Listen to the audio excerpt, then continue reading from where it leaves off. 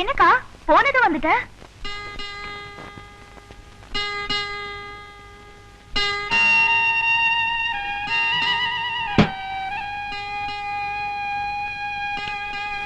ஏன்க்கா போனது வந்துட்ட? ஒண்ணுலம்மா, மாமா கிட்ட உங்க கஷ்டத்தெல்லாம் சொன்னேன். அவர்தான் கொஞ்ச நாளைக்கு ஒத்தாசி உங்க கூட இருந்துட்டு வர சொல்லி அமுச்சு வச்சாரு. டேய், மாமா நல்லவர் தான்டா, அந்த கிழவிதான் கெடுக்குது. ஆமாண்டா. ஏன்க்கா ஒரு மாதிரியா இருக்க?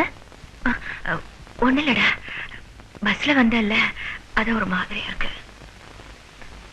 சரி வாக்கா சாப்பிடலாம். இல்லம்மா, எனக்கு பசிக்கல, நீ போய் சாப்பிடு போ. எனக்கு கூட கொஞ்சமா சாப்பிடுக்கா. இல்லடா, நீங்க போய் சாப்பிடுங்க. போ போ, போய் சாப்பிடுங்க போங்க.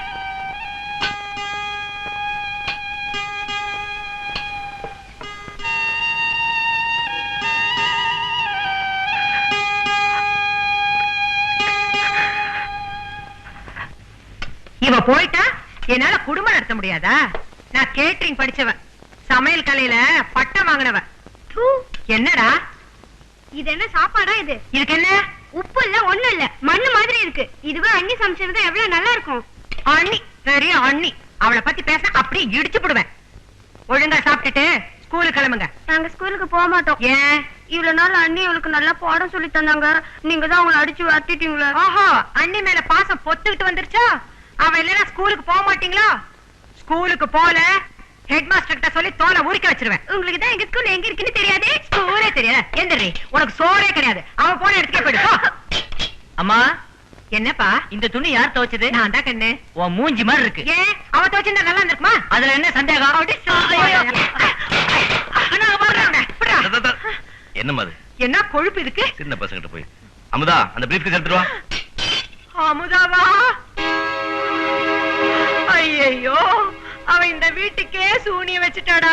என்ன சொல்றமா நீ? பின்ன என்னடா, நான் என் ப்ரோகிராம்லாம் கேன்சல் பண்ணிட்டு இந்த நாய்களுக்காக சமைச்சு வச்சா, அதோ அது முளைச்சு 3 இலை விடல.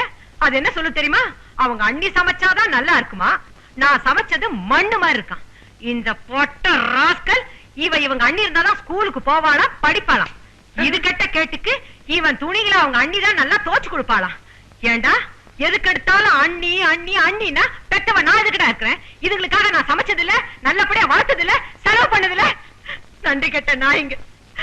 இதுதான் இப்படின்னா நீயும் எதுக்கு எடுத்தாலும் அமுதா அமுதான்னா. ஐயோ, என் தலையே சுத்துதே. இனிமே யாராவது அண்ணி பேர சொன்னீங்க தோலை உடைச்சு போடுவேன். ஒழுங்கு அம்மா பேச்சுக்கணும். அவ இரு.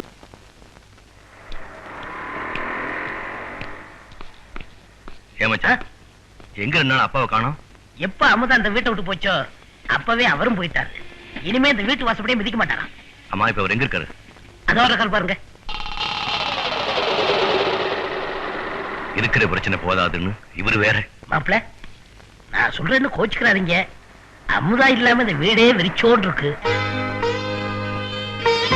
நீங்க படிச்சவரு, நான் சொல்ல தேவையில்லை.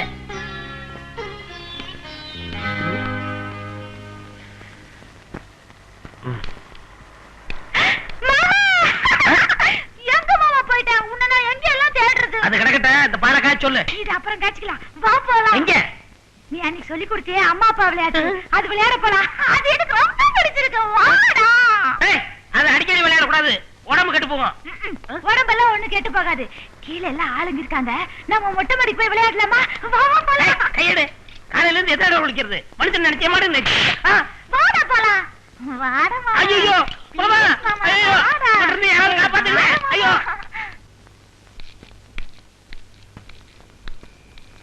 மாமா, இப்படி சாப்பிட கொள்ளாம பட்னி அடந்தா உடம்பு என்னத்துக்காகும்? வாங்க சாப்பிட. மாப்பிள விடு மாப்பிள. அமுதா என்னைக்கு அந்த வீட்டுக்குள்ள காலடி எடுத்து வைக்குதோ அன்னைக்கு தான் நான் அந்த வீட்டுக்குள்ள வருவேன். அது வரைக்கும் நான் சாப்பிடவே மாட்டேன்.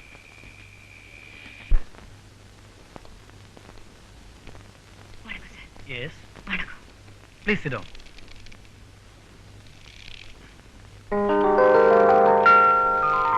Amudha, good name.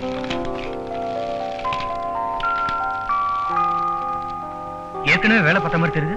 ஆமா சார், 3 வருஷம் பேங்க்ல வேலை பார்த்தேன். பேங்க்லயா? நல்ல ஜாப் ஆச்சு. அப்புறம் அதை விட்டீங்க? இல்ல, கல்யாணம் ஆயிடுச்சு. ஓ, அதான் வேலையை விட வேண்டியதா போச்சு. அப்புறம் எதுக்காக இந்த வேலைக்கு ட்ரை பண்றீங்க? சார் இந்த மாதிரி நான்சென்ஸான கேள்வி எல்லாம் கேட்கக்கூடாது. அவங்க முகத்தை பார்த்தாலே தெரியல ஏதோ குடும்பத்துல பிரச்சனை மாதிரி. ஹஸ்பண்ட் ஒய்ஃப் பிரிஞ்சு கூட இருக்கலாம். இந்த மாதிரி பர்சனல் விஷயத்துல தலையிடக்கூடாது சார். அவங்க அதை ஃபீல் பண்ண மாட்டாங்க. சார், எனக்கு அப்பா அம்மா கூட கிடையாது. என் குடும்பத்துல நான் தான் மூத்த பொண்ணு. தம்பி தங்கச்சிக்கு வேற இருக்காங்க. எப்படியாவது இந்த வேலையை கொடுத்தீங்கன்னா கொஞ்சம் ஹெல்ப்பா இருக்கும் சார். உங்க ஃபீலிங்ஸ் எனக்கு புரியுது. உங்க பொறுப்புணர்ச்சி நான் பாராட்டுறேன். You are appointed. ரொம்ப தேங்க்ஸ் சார். மேடம் கொஞ்சம் இருங்க.